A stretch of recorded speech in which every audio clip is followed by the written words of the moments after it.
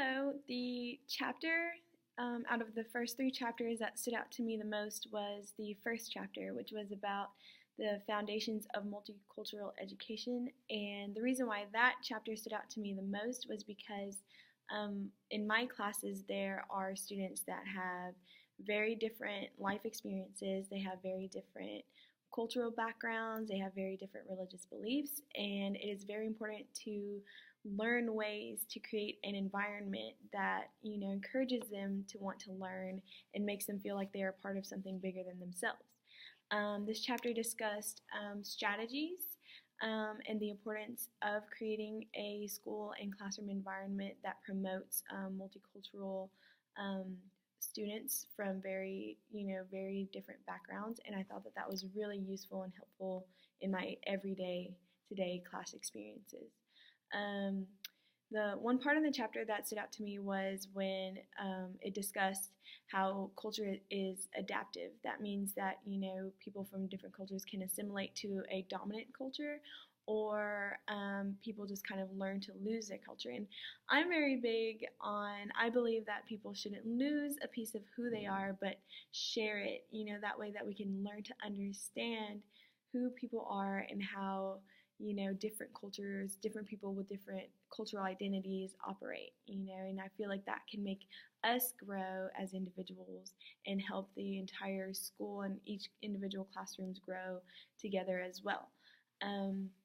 One peculiar concept I thought was interesting was ethnocentrism, which was basically the idea that a person has the inability to view other cultures as significant or important.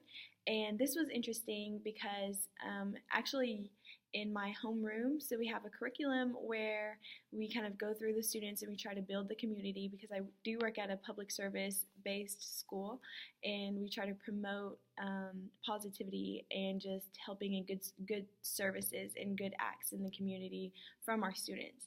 And one of the things that we just discussed was Jackie Robinson and how he got past culture barriers.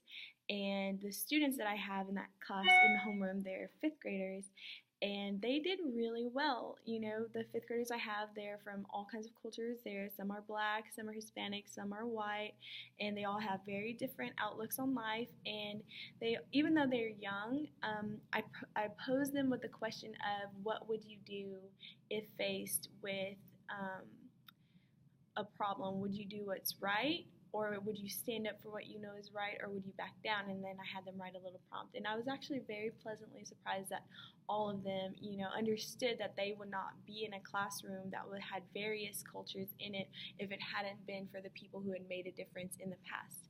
Anywho, another thing I thought was interesting in this chapter was multiculturalism, which is what we were discussing in my classes, and even in my science classes, I still, try to promote equality and, let every student know that they are welcome and that they should feel comfortable to be who they are and to express themselves as long as it's appropriate in my classroom.